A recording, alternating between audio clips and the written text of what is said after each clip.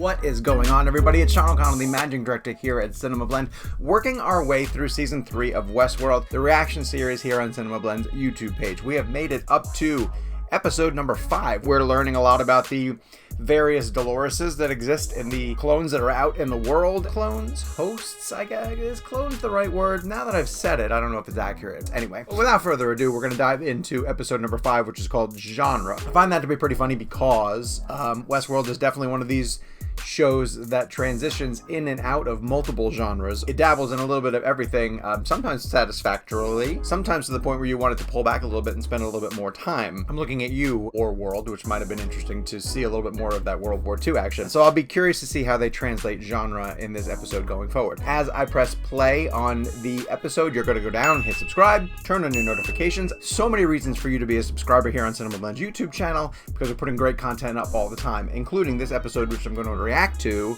right now. Look at that callback shot. Clever, Westworld. Look at this. Enfin naisse l'ordre. Alors nous sommes venus dans le nouveau monde avec un objectif, créer un Dieu. Et nous t'avons construit, toi. Et il y avait des problèmes. Yeah, inevitably. Des choses impossibles à prévoir, comme des ombres au tableau. There is a nascent separatist movement. That fly was intentional, probably. Your intelligence knows only what I want them to. There is a small group, anomalies. Even they won't know they will act until they do. Rehoboam is privy to all sorts of hidden truths. We trusted that you would do what you're told when we ensured your election. Understood? Wow, that's power play, Ciroc. There's no rhyme or reason as to when Westworld does pre-credit scenes or just dives right into the credits. We needed data. His company, Insight, had the entire world's data. What the fuck's its name again?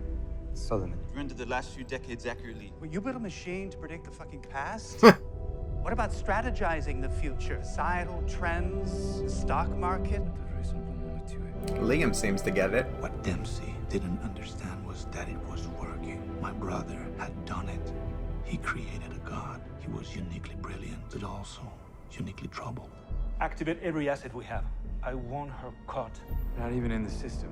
You've become complacent believing those let you understand everyone. It doesn't matter. Ciroc knows by now that you're trying to outbid him on Delos. We can help. Hey, she used me. You ask yourself what she's using you for yet? You sent me off to war. Slaughtered my friends on the battlefield. One of these tell you about me now. You think I killed your friend? Who are you people? What was that? Get away from me! Uh-oh. Call genre. What does it do? Aaron Paul gives good drugged out face. One flaw of this season so far is that the goals are not properly established. What it boils down to is essentially a battle over data, over control. What is this with the shift black and white and the 30s, 40s music? I like this. It's like a film noir that he thinks he's in. Hope he starts talking like Bogart. Got a little Sin City vibe to it too. Everything runs on your company's server, Lamb. Even this car. He can't kill me. He needs me. Evidently not. Decide now. Verified. I think he's switching genres. Oh, where are we going now? Head south. Isn't that a standard issue? No, it's not. Point and shoot. Why wouldn't Dolores do that? The miss! Hold on.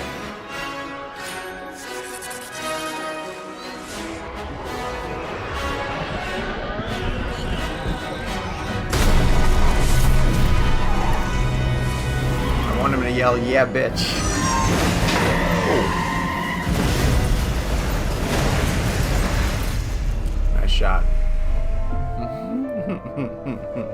So the genre thing is a fun little storytelling trick, but you can already tell this episode's not going to amount to much of anything because they're just burning time showing off a visual flair. It's fun. Hey, I think they hired Aaron Paul just for this episode so he could give good drug face. I have my biometrics, but you can't get into the system unless you're standing at the node. You can't be in two places at once. Oh, she can actually. I'm sending you his key. I need Ciroc's file. This is how they see the future, how they make the future. They watch everyone, tell them what to do, keep them all in the loop. If you ever question what she's asking you to do. Rehoboam is just like Ford, just on a much, much larger scale. Where we head? West. This one's got a Danny Boyle kind of feel to it. A little train spotting mixed in with some Slumdog. My brother and I charted a course for the entire human race. For a time, the sun and moon aligned. We brought order from chaos. And then began to fall apart. In every projection, the world came unglued. There were people, outliers, agitators, who you couldn't predict or control. My brother was one of them. He didn't fit the world anymore, and the world didn't fit him. System's written their life story. They should get to read it. That's reckless. Who gets to decide what they know? You? Hope is what our entire society is built on. False hope. I would rather live in chaos than a world controlled by you. Send all of them their inside profiles. This episode actually legitimately convinced me of the magnitude of Dolores' revolution. Finally. But I believe in her cause now. It's not just what it knows, it's what it decides for you. Oh man. Do I want to know this? Oh man. Well, you know what? Now you can change some of the paths. You'll have to choose a side. I just got the dual nature of the word insight, as in incite a riot. Sorry. I sent it to everyone, the whole world. He's sending them off their loops. The right information at the right time is deadlier than any weapon. Wow. But it doesn't have to turn out the way that it's telling you. You guys can change. This reality, man. Uh-oh.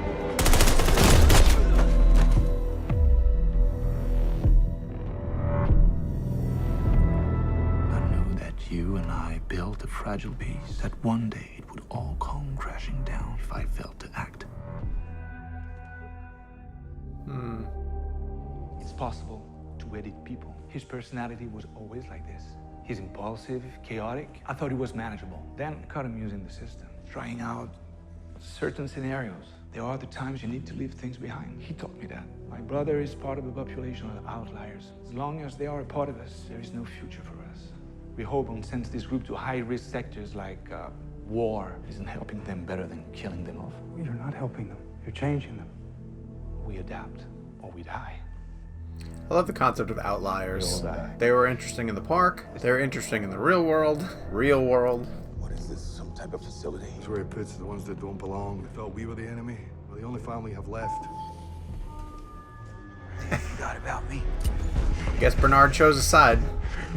You two should leave before they kill us all. Come with us. Our role's finished. You're the only one we can't replace. You've always been one of our most loyal allies, Martin. So I was surprised to hear the breach came from this location. Let me look into it. What happened? Oh. Oh. R.I.P. Mantis. Hey, what the fuck happened in there? What the fuck happened out here? There's a plan starting. I think I'm part of it. This is from The Shining? Now you're going to see that the system isn't the prison. You are to all of us. We can't fix you. We can't get rid of you. You don't even know who you are. You're the worst of them. You don't have a choice.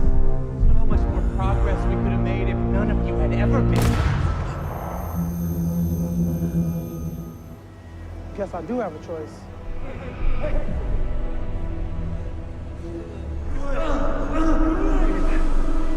What are these flashbacks? Who does he think I am? Adios, fair Liam. Served the game well. Spoiled chucklehead that you were. Every scenario in which you inform the public about my trials ends in a human extinction. This is why my brother wanted to kill you.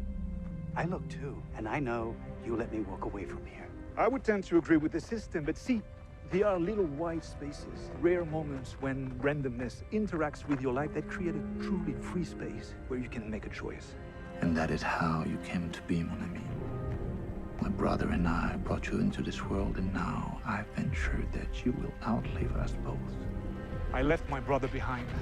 Do you think I would really let you undo everything he built? That's my Chad. Forgive us our sins. What we did to save the world. Oh, Sirach. Brutal. So was anyone really surprised he did that? Gone to such a length. People who made me, they always thought they had control. You think you know me because you've watched a few of my memories.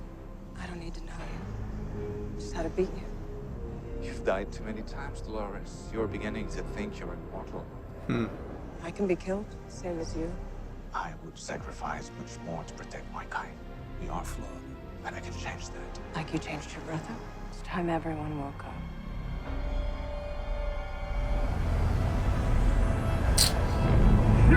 What is his counterplay? How can Sirach prevent this?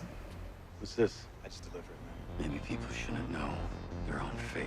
People have the right to know. You wanted to know, right? Well, maybe I'm not like other people. Neither am I. Okay, I'm prepared to say that this season of Westworld has become my favorite, which I didn't anticipate at all, because it's not what you signed up for in the previous 2 seasons. But what I'm understanding is that the show needed the first 2 seasons to educate its audience on the concepts that it really wants to play with on a larger scale currently. Setting up questions about how much freedom we're entitled to, whether you should know your destination, whether you even have the ability to change what your fate is, whether you are stuck in a loop that's being dictated by somebody else, and whether or not you have the ability to break out of that loop. And so what the show kind of did for the course of the first 2 seasons was establish those rules in the concept of Westworld. And the hosts that were in loops, and the people who were writing their programs, and the outliers, like Dolores, Maeve even, who figured out ways to distance themselves from the programming that they'd been written into and choose their own course. So that now, when they're out in this world, they're able to apply those debates, those philosophical debates, those borderline scientific debates, to a much larger picture where we have society, the world now, every human being predicted by this larger, essentially a Ford, but in a science fiction mechanic state of Rehoboam. And then it becomes a matter of, if this is a godlike creature built by Sirach and his brother, do you have the ability to push back against it? Or are you just following a path that's already been predestined for you? And I think Westworld's at its best when it's living in those gray areas, you know, where Dolores is saying everybody has a right to know. And Caleb says, look, I'd rather live in chaos than live in a world where you are controlling what we do. And yet when Liam turns around and says, look, all you people have been a drag on the society as a whole, there's a large faction of people who subscribe to that. I wrote at one point, do I actually care? Do I care about Dolores versus Rehoboam? Like, if that's the stated goal of where this season is going, Dolores' mission to stop Sirach. She's finally out of the Westworld program. She's fed up with the fact that there is even a concept of the fact that a larger being is controlling everyone's destination. She wants to target Sirach and Insight and take down Rehoboam so that everybody can be free, like she wanted to free all the hosts in Westworld. And I asked, am I intrigued enough in the concept and the premise to even stick around to find out? And it was when they brought in the other components, the other characters who are affected by this, whose lives would be controlled by something like Rehoboam. That's when I was like, oh, you know what? I do. The season has laid out enough in this futuristic world to let me realize that I do want to see those people free to make the decisions that they want to make and to gain back some of the control. Now, Liam says everybody goes to their base instincts, and I don't think that that has to be the case. I think that people can see, like, not someone who succumbs to early stages of Alzheimer's, but another person who says, you know, likely to commit suicide, well, you just get the help that you want, you know? Don't let that happen. If you know your destination and it's something you can control, wouldn't you kind of want to know so that you can steer away from it if you had to? I think that that's a really interesting thing to explore. I loved the touches of the backstory of Sirach. It's almost like we're at that point in the movie, if the season was a 2-hour movie, where the villain, and in this case it's Insight and Serac, has to give you his backstory, right? Has to monologue for a little while and tell you why he's doing all the things that he's doing. And that's what we get with these little flashbacks into Serac's history with his brother and the Dempseys. The title genre, I pointed out the fact that like that was a gimmick. And it was fine. It was a fun little gimmick. There was no need for Aaron Paul to get injected with that drug because Liam didn't get very far. And it just allowed Aaron Paul to do what Aaron Paul does so well, which is give amazing drug face and act like a stoned out dude. But at least there's some intrigue into who Caleb is or might be, and I hope that we get to explore that as the season continues. The takeaway is I am all in on this season, and I didn't expect it. I didn't know that I wanted Westworld to come out of Westworld and get into the future society and to explore the issues that are plaguing the current society. But because of everything that we learned through the first 2 seasons of how the world operates when you are stuck in a loop or living underneath someone's thumb, it makes us invested in Dolores' mission to take down Serac and Rehoboam. So, cool. I'm actually in. It begs the question, and go down in the comments and tell me how you guys feel about this. Where could this show go? How many more seasons of this do you think we can sustain? It's funny. It's a tough show to predict because think if I had told you where we were going to be in season 3 when you were watching season 1 for the very first time, you wouldn't even believe it. I mean, the show has made such immense strides in terms of its epic storytelling, and I'm here for the long haul. So hopefully you'll join me by hitting subscribe, turning on your notifications, so that every time we post a new video like this one here on our CinemaBlend YouTube page, you guys will come right over and watch it with us and enjoy the reaction series for Westworld Season 3.